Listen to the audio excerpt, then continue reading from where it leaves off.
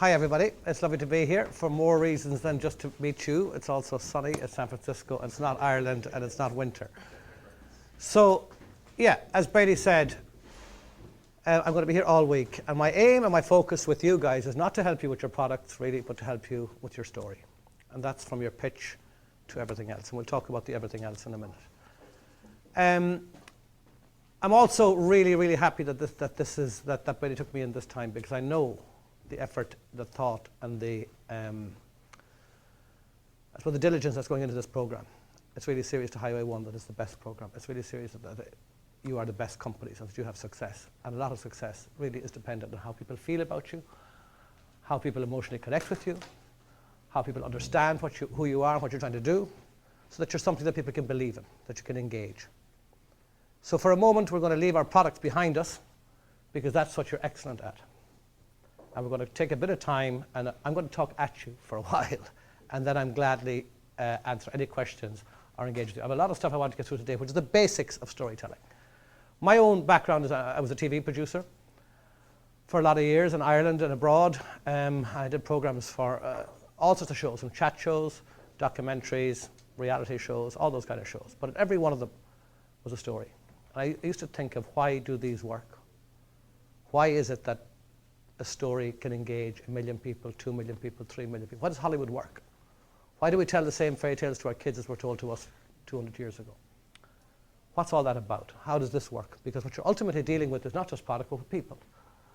And the way that people experience things, share things, express things, is through stories. And story is going to come across in every single aspect of what you're doing. Because yes, you're going to have a product, but you're going to be on a stage, you're going to be launching it, you're going to be, what other things are you going to be doing? You're more than a product. You're going to be a team, and that team will have a story, why you came together and who you are. You're going to be a source of potential to people. What will spark off in people's minds when they hear you talking?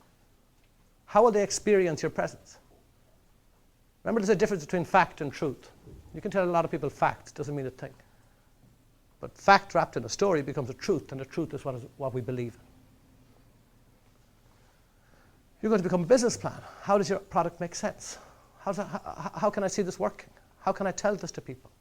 How can I get them to believe in it? How can I get them, more than believe in it, how can I get them to become an ally in my business plan, in my strategy, in my campaign, my journey? How can I get that across in 5 minutes?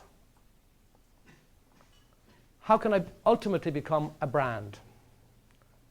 Not just a product, but a brand. That's something that's wrapped up in all sorts of emotional engagement and attachment to people, depending on who they are and what they want from you. So be they an investor, be they a marketer, be they a publicist, all these people you're going to be talking to, they will be wanting you to be one thing, that is to be interesting, to be engaging, to be able to actually attract people around your product, to give it the momentum, the investment, the love, the courage, the support it will need to become what you want it to become. So that's what we're going to be talking about. And we're focusing this week specifically on your 5-minute pitch, but everything I'm talking about today will be part of that pitch. And then it will also be part of everything else you do as you, as I say, gather other allies around you. Now, I used to be a fisherman years ago. I used to work on trawlers. And one thing surprised me when I went down to deep water was that in this deep water, fish like this lived. And this, if there was only one product in the world, it could look like this. Ugly, unattractive, effective. But if it's only you, we'd buy it. But this guy doesn't even, why is he so ugly? How does he get away with being so ugly? Do you know that he doesn't even have pigment? So even if he wanted to have colors, he couldn't have colors. Nature didn't give him pigment. Why is that? Any thoughts? He couldn't be seen. He couldn't be seen. There was no point in being beautiful. There's no point in being beautiful, so nature didn't give him beauty. He just gave him big teeth and effectiveness to do what they wanted. So if you didn't have to be seen, you could be that ugly. But as you move up the water column, as you move into sunlight, look what nature does. It makes you beautiful, it makes you different, makes you distinct. It gives you a mating ritual, it gives you a hoarding ritual, it gives you patterns so that you stand out and that you attract your own or people that you want to attract. Or that you can hunt that which you want to hunt. So that's what you are. You're coming out in this world full of competition, full of products like as good as, maybe different to yours, but how do you stand out and how do you create your own brand, your own story? Evolution teaches us a lot of things, and evolution is exactly where stories come from. About 50,000 years ago, when Homo sapiens first came around, one thing was different to everything else. We were self-aware. We were self-aware. We asked ourselves questions for the first time. Where do I come from? Who do I belong to? Where am I going? How should I live? We asked those for the first time. Because part of this gift we have of the bigger brain is also the self-reflection part. It's also the pain of it, isn't it? Because if we didn't have these questions, what we do? What we realize in stories is that as stories developed, as religions developed, as mythologies developed, as tribal cultures developed, they were all based around stories. People that could explain the difficult questions. Where do I come from? Who do I belong to? Where am I going? They became leaders. Because people gathered around them because they could answer questions. And this is all part of the brain that we all have, and this is what you're all pitching into all the time, the brain. And the brain loves two things. It loves logic and it loves passion. Aristotle said there were three things we look for in a speaker when they're speaking. Three things we look for in a product when you're presenting. We look for logos. What are you saying? Does it make sense? We look for pathos, passion. Do you mean it? Do you care? And the third thing, ethos. Who are you to say it? So if somebody stands in front of you but they're not living as they talk, we don't believe them. Logos, pathos, ethos. Just to react to these two parts of the brain. To create more than fact, to create engagement. Jean-Paul Sartre said, man is always a teller of tales. He lives surrounded by his stories and the stories of others.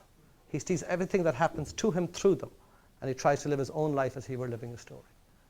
Your product, and you, and your team, is two things. One is the story you're telling yourself, what you believe about yourself, and secondly, the stories other people tell about you. That's where you live. That's where your brand lives. Your image and your identity. Who do you believe you are, and how are you expressing that through your behaviors every day? And who do you want other people to believe who you are? And how are you expressing that? Because that's what I'll engage with. Yeah, your product is fine, but mostly, during your pitch, mostly, I'm being affected by being in your company. I'm affected by the experience I'm having while listening, while watching to you. I'm affected by what I'm hearing about you. I'm affected by what other people are saying about you. That's actually what's affecting me. In 5 minutes, you're not going to convince me to sign the dotted line. But in 5 minutes, you can grab my attention. You can make an impression. You can make me want to ask more. Just click here. You can make me engaged. Now, so that's the basis of it. But remember that basic thing. You are more than your product. You are the story that you tell yourself and the story that is told around you. Now, who is in control of that story? Are you in control of that story? Are you now thinking about it? Are you crafting it now? Or are you actually going to wait till somebody else tells you about it and you'll be a character in it rather than an author of it?